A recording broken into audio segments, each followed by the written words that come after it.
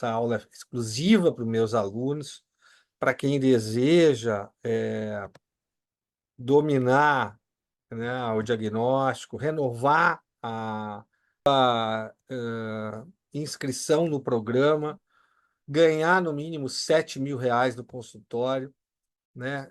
Seguindo os exemplos da própria Dásima, que está aqui falando, que agora começou aqui falando antes de eu abrir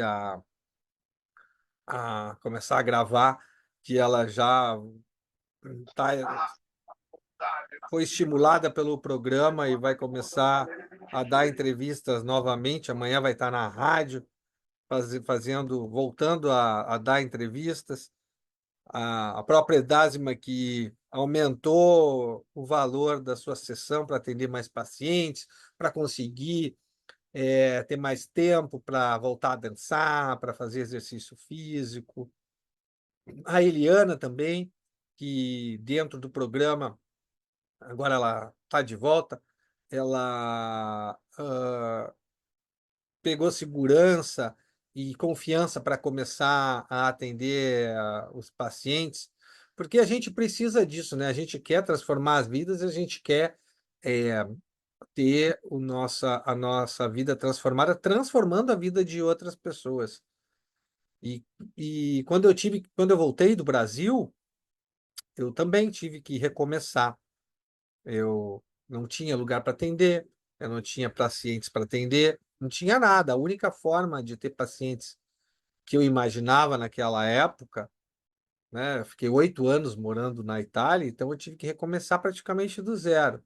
E a única forma que naquela época eu imaginava de conseguir captar pacientes era o encaminhamento de um colega ou de outros profissionais ou pessoas. E aí eu fui buscar caminhos que muitos de vocês podem ter buscado também. Busquei atendimento social lá no Centro Social Vida aqui de Porto Alegre, onde o atendimento era de R$ 18, né? Ou na escola municipal também, aqui de Porto Alegre, que eu atendi, a Lauro Rodrigues, que também tinha um valor social de R$ 25,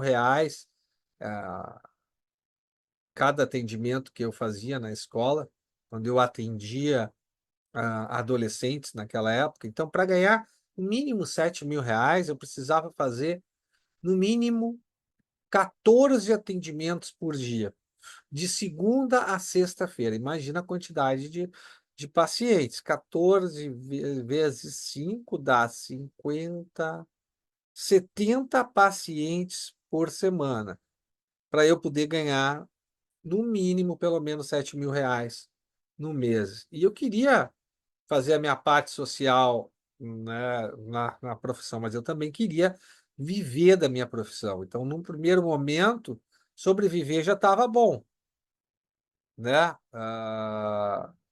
Muitos alunos do meu programa também estão nessa mesma situação. Começam a atender por convênios para ter alguns pacientes, para começar a ter experiência.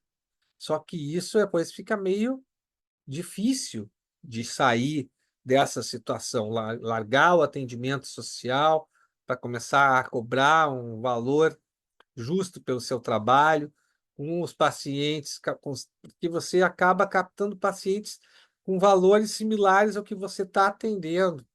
Se você não tem uma estratégia adequada de captar pacientes, de mostrar o valor do seu serviço, de fazer com que o seu serviço seja de extrema qualidade. E aí eu também comecei a atender num convênio de atendimento psicológico, onde o valor da hora era baixíssimo e o repasse era alto que eu tinha que fazer, era R$ 66 o valor do atendimento e eu tinha que passar 40% do que eu atendia.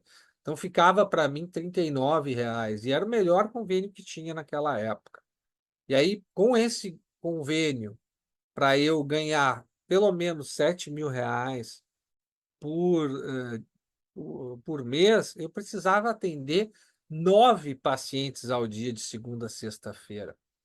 E tem muitos colegas que também têm uma situação assim. A própria Dasma, que a gente estava conversando aqui antes de começar essa aula aqui com vocês, né? Atendia 9, 10 pacientes por dia antes de fazer um reposicionamento e aumentar o valor dos seus atendimentos, e também não tinha tempo para nada. E aí eu também, depois disso, eu consegui a melhor clínica com convênio que eu podia atender. Uma clínica que, que o atendimento, o paciente pagava R$ 120, 40% ficava com a clínica e eu ficava com R$ 72. Nessa época, para ganhar R$ 7.000 por mês, eu precisava atender 5 pacientes ao dia, de segunda a sexta-feira,